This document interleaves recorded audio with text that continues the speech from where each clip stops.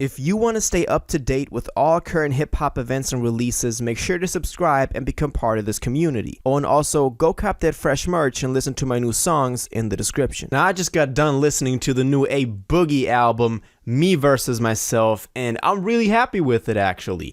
Today, we're going to talk about my first reaction to this thing because, as I said, I literally just got done listening to the entire track list, so let's jump straight into this. So this album is actually pretty special for A Boogie because the last time he really dropped was the beginning of 2020 with Artist 2.0. The last big album was Hoodie Season 2 years before that, and he dropped a little EP called Before AVA at the end of 2021, so almost a year ago. Before AVA means Before Artist versus A Boogie, or A Boogie versus Artist, which is kind of like the name of this album, Me Versus Myself, but at some point along the lines he changed it. He even dropped a little trailer back then, Road to AVA, so we all thought that this thing was going to be coming out sooner and not a year later, but we finally got it. And the whole concept behind this thing is that, you know, Artist and A Boogie represent two different sides of his or two different personas of his character.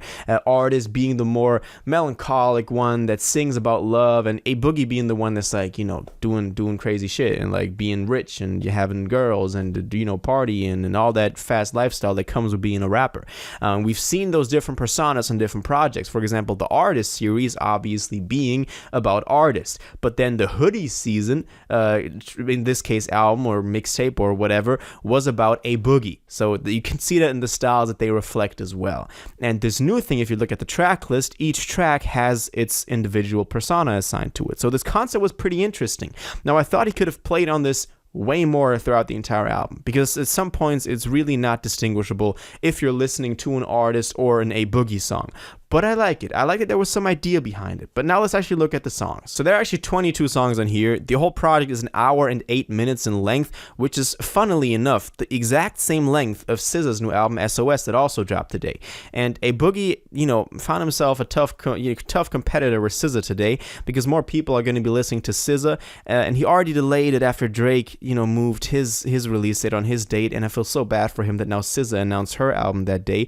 So shout out my man Boogie, but I hope he's getting the recognition he deserves. But it actually starts out with a pretty strong intro on Food for Thought. That's not too special. It's more like a little intro into, you know, what he's going through, his life. We then just jump straight into 3 singles. So the one with Roddy Ricch, So Better Ride Out, Bro, Take Shots with Tory Lanez, and Water, Drowning Part 2 with Kodak Black.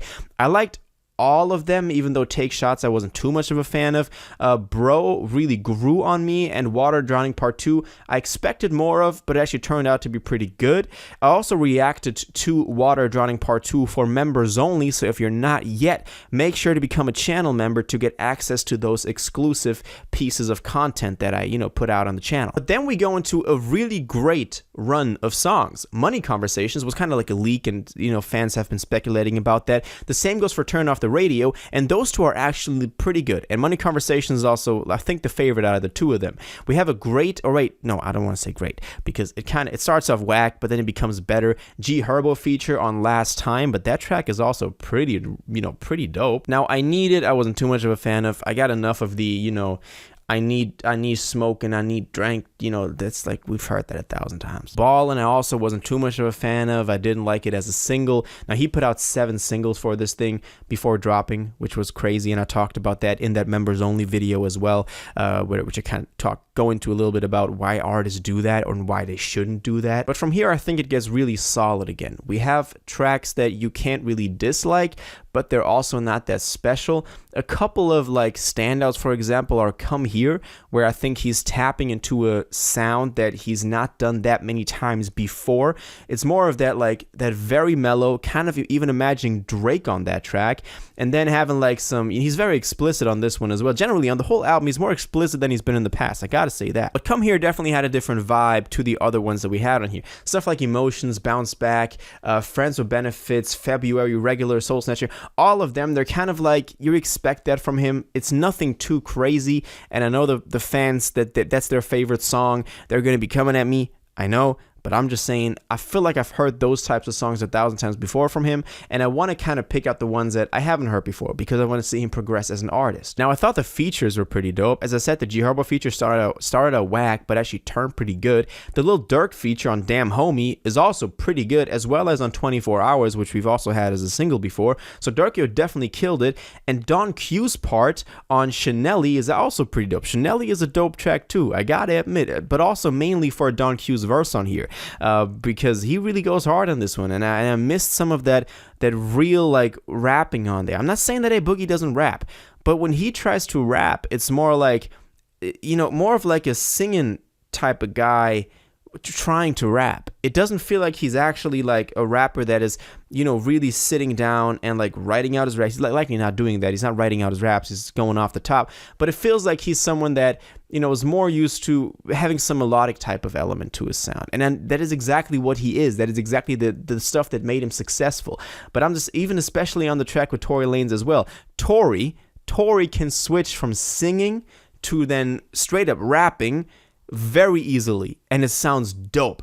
And then A Boogie tried to do it on the same track, and it doesn't sound, I don't know what, it's something to his rapping voice as well that just doesn't sound as thick and as laid down and solid as it needs to. I'm not saying that's bad, but there's definitely something that he can improve on the next album. Now, Man in the Mirror is definitely a banger. Like, I even liked it when it dropped on Before AVA, that little EP. So I'm glad he put it on there because a lot of fans also love that track. The same goes for Player with the Her feature. I didn't think the Her feature was that outstanding, but it was all right. So I liked the track. We had one, you know, solo track in there as well, which was Back It Up at the end, like a couple of tracks where we only got like singles we already got, which I also thought was actually pretty good. I like that track more than the couple of, you know, deep cuts that came before then. So all in all, I'm happy with this thing. I think it's really too bad that SZA now decided to drop on the same date, because he would have gotten a lot more attention if people were not tuning into SOS. I mean, me, myself included. That was the first album I listened to. That was the album that I chose to listen to live on Twitch, because SZA, we've just been waiting for her album a bit longer, and it has more of like a infamous status to it than this new A Boogie album had. And it could have been so much bigger, but I'm happy with the product we got. I'm happy with you know, his performance on all of the tracks. No track that you're really like, I don't like this. You know, they're all really solid. It's kind of like a Tory Lanez. I mean, I compared him to Tory Lanez just before, but it's kind of like a Tory Lanez record where you tune in and you're like, I know whatever I'm going to turn on, it's not going to be like genre defining and bending and completely revolutionary, but it's solid. I can just put on anything. It's going to be solid. I can trust this guy that any track I put on is going to be dope. Now, favorites would likely include Come Here for sure. I also liked, as I said, Back It Up, Man in the Mirror, but that was a single. Now let me just look through the track list real quick. Money Conversations was definitely also a dope one, and Water Part 2, Water Drowning Part 2. That was definitely one that I also go back to a lot and that I have liked in my liked songs. So I'm happy with this thing. I think he can improve on a lot of stuff on the new album, the one that's coming after, but I don't want to talk about that for, you know, at least until it's announced. So I'm happy with it. Now, I want to know what you think about this, though. Are you happy with this record just as I am? Would you have anything he can improve on? What are your first thoughts on this? All of your thoughts on this, please let me know in the comments down below.